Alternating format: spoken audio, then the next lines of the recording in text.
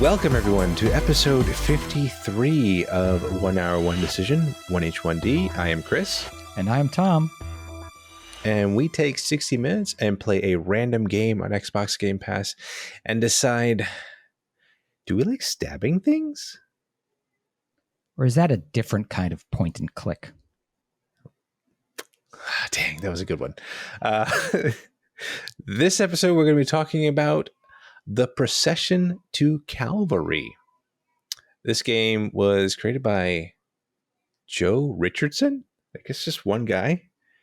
I got to say, the Unity engine has come leaps and bounds from what it was capable of doing. It is so versatile now. Like I guess essentially it's like Unity and Unreal that people use all the time now, right? Yeah. At this point, forget using anything else. Yeah. Yeah. So this game came out back in April of 2020.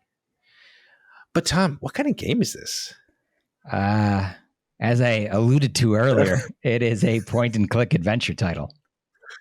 Yeah, you literally are pointing things, especially a sword, at people in this game. I played this on the PC. It was 1.37 gigabytes on the PC, Tom. Disappointing on the Xbox, 1.5 gigabytes. I don't know where that extra space goes, but maybe those extra paintings in the game. Who knows? Yeah. Yeah. But let's talk about this game loop. What do we got there? Sounds like we have pretty similar thoughts. Travel around talking to people in a Monty Python-esque style. Yep. Sounds about right. I put advance the story through conversations and giving things to people. Yeah, that's true. You know, you do give things to people. If you didn't give things to people, the game wouldn't progress. No.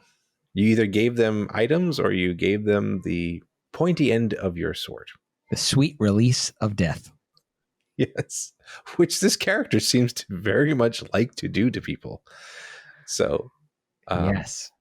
Shall we? Why don't you start, Chris? What did you like? Because I hear you laughing already. So I was first like the ridiculousness of this game.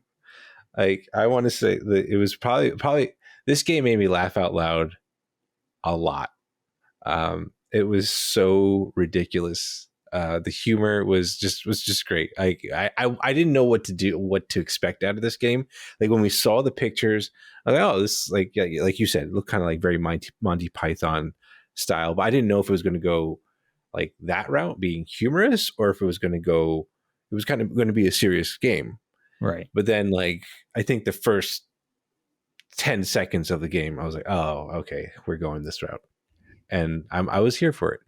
I was really impressed, like with the way that they got the art style to do what it was doing with, like, it was just so ridiculous. Like it was just so funny.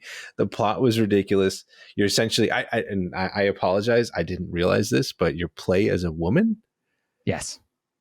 And she is a bloodthirsty woman. Because I think it's set in like the Crusades during that crusade time period.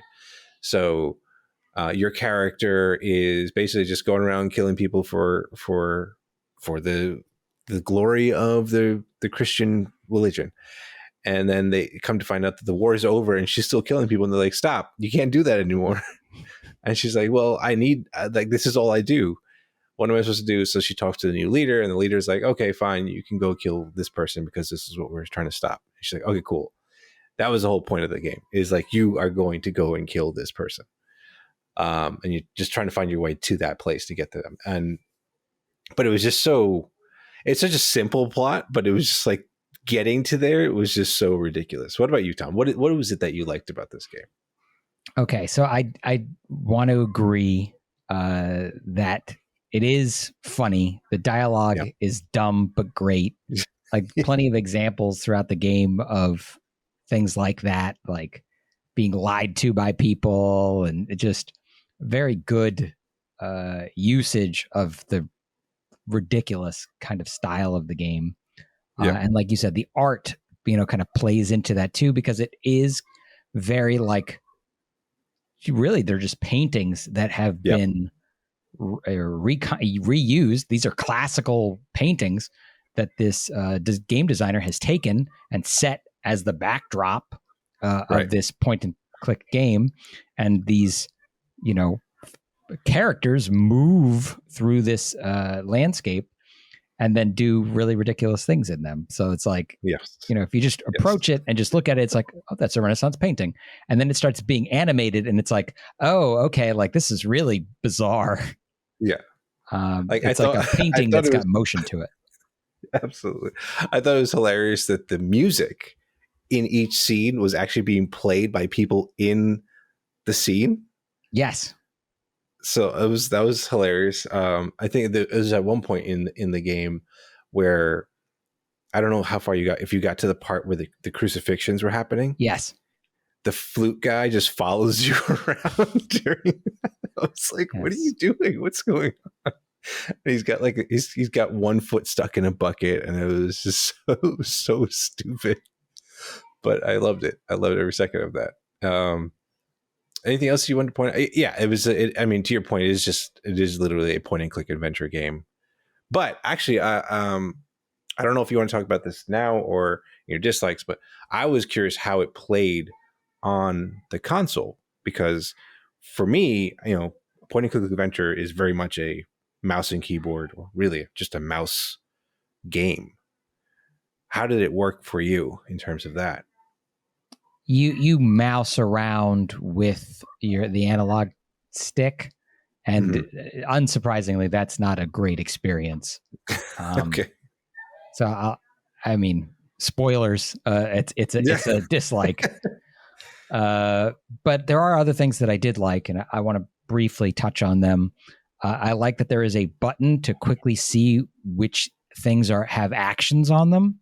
So especially on an Xbox, right, where if you had to mouse around everything, it'd be a real pain in the butt. But you can press a button and it'll show you which things you can interact with, and then you can like purposefully direct your mouse to that area. And so that saves you a lot of time and energy, especially on something like the Xbox where you're doing that with thumbsticks. You don't really need to pointlessly just kind of scour back and forth looking for something to click on, which would have been miserable had I had to do that. I liked that the game has also kind of ways that you can finish it kind of quicker than others.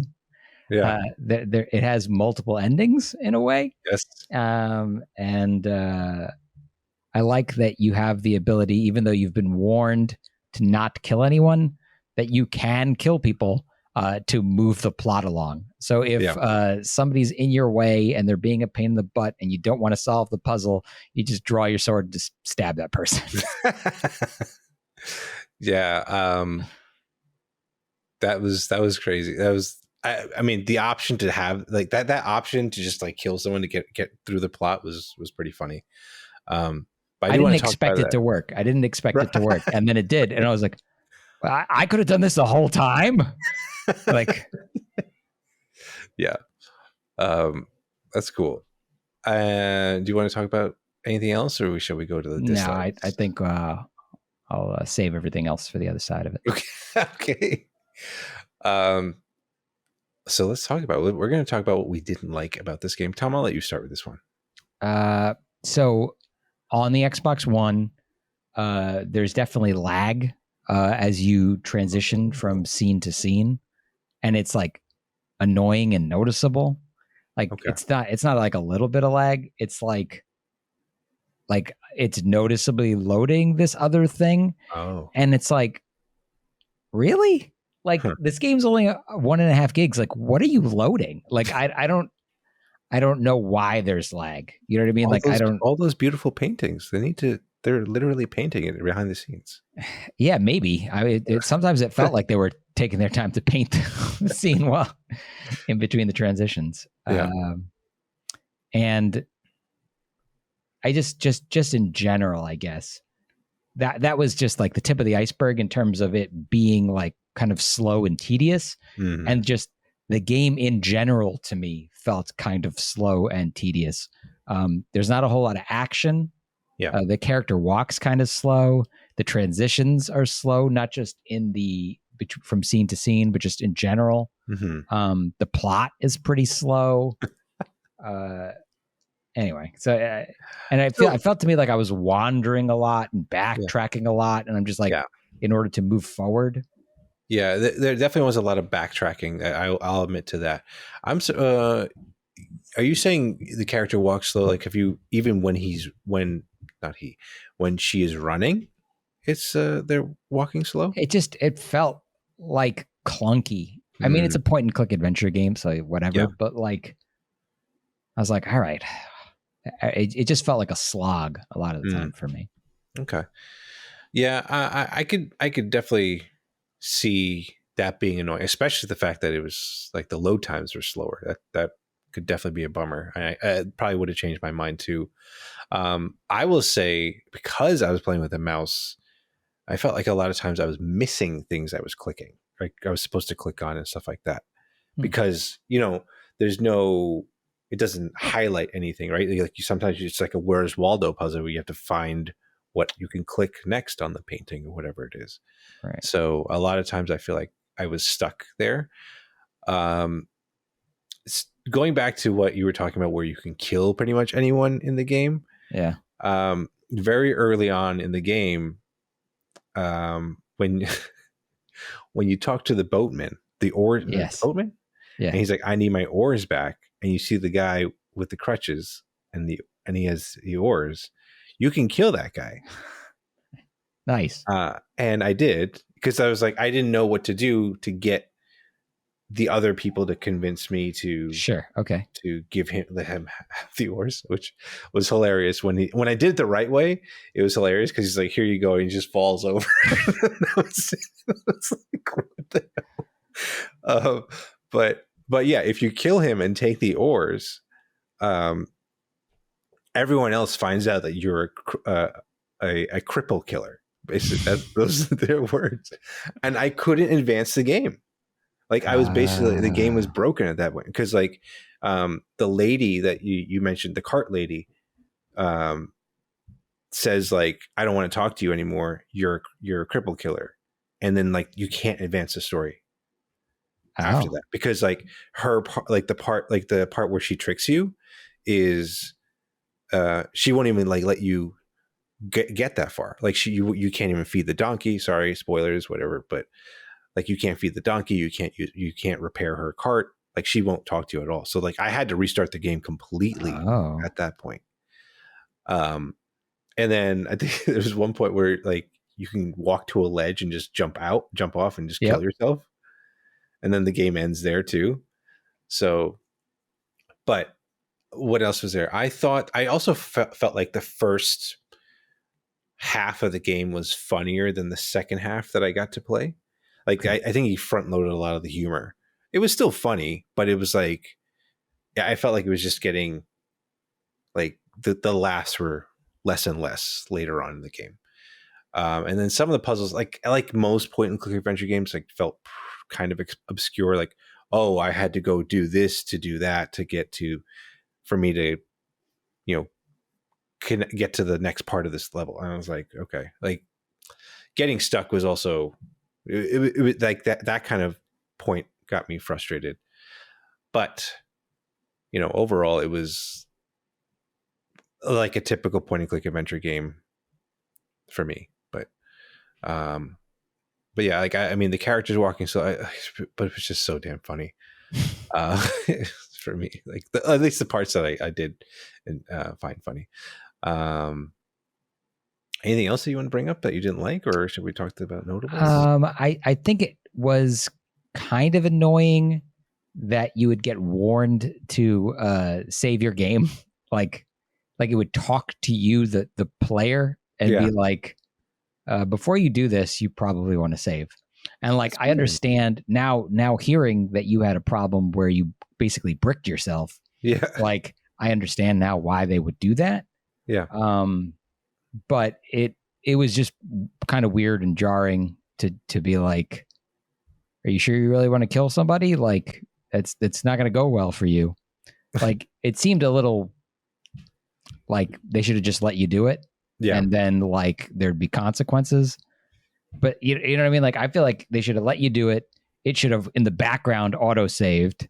Yeah. And then if you did brick yourself, it would like kind of let you derp around for a while and then give you a prompt, you know, maybe like 5 or 10 minutes later to be like, hey, FYI, you can't advance the plot because you killed that person. Do you want to go back and try that again? Yeah. Like that would have been a better way to have handled that. Yeah.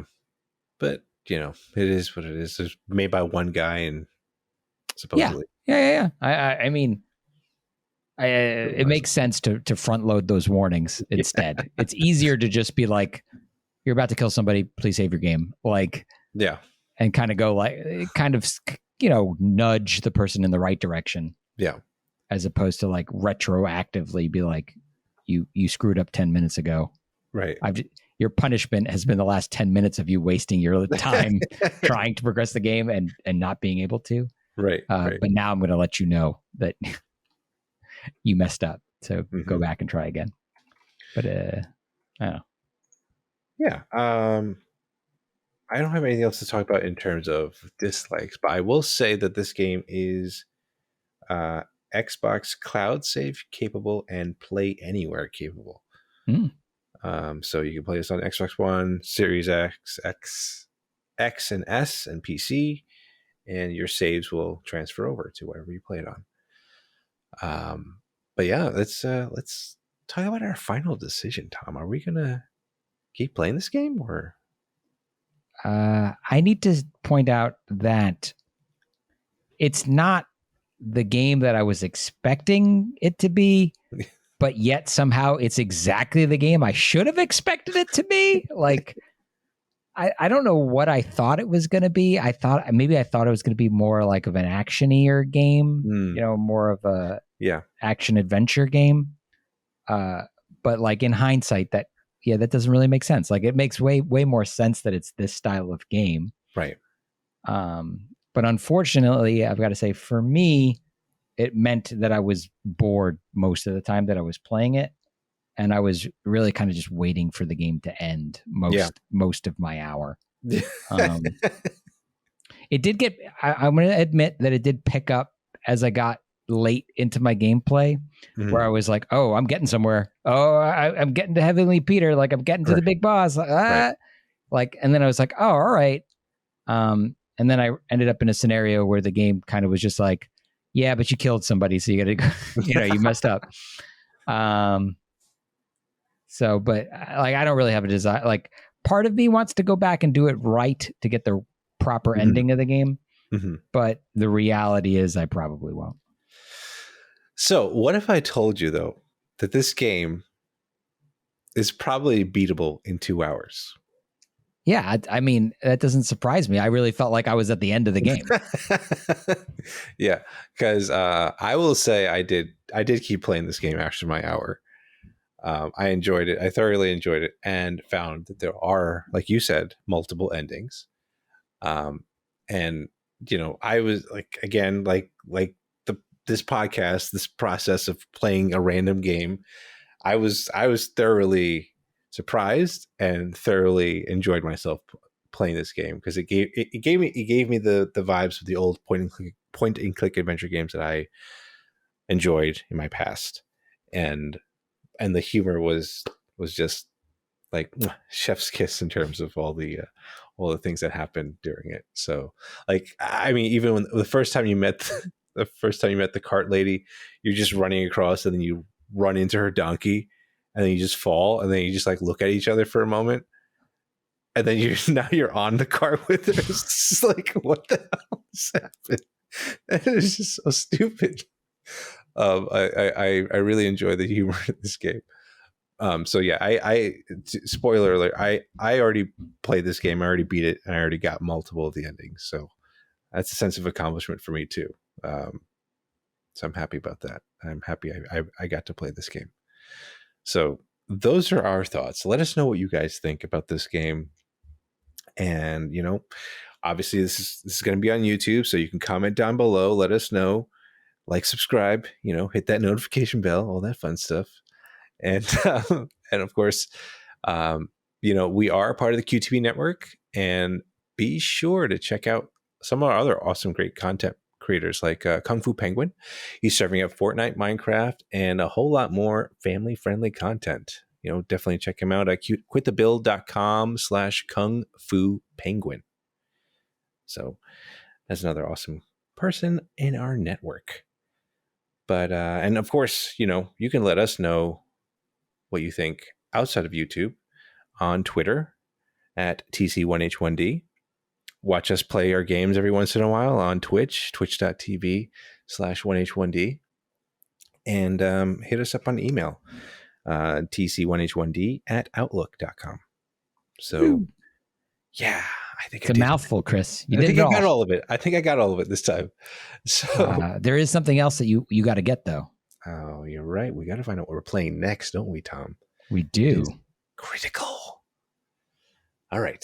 We don't have a show without this part. We don't. But we're going to find out what we are playing next. Here we go. Surprise me button. Tell us what we're playing next. What is it? Okay. I've heard a lot about this game. Scarlet Nexus. Ooh. That is something. It was on my list of things to check out. So yeah. That's cool. A lot of I don't know if it was. Thank you, Xbox Surprise Me button. Yeah. There's a lot of talk about this game. I think people are really hyped for this game to show up on Game Pass, and then was it going back and forth? But no, it's not coming. It is coming, and then it did. Now it's here, and we're playing it. So that's what we're going to be playing next, and we'll be playing that, and you guys can hear us give our thoughts about it. So thank you so much, everyone, for listening or watching, and we will catch you on the next one. Thanks, everybody.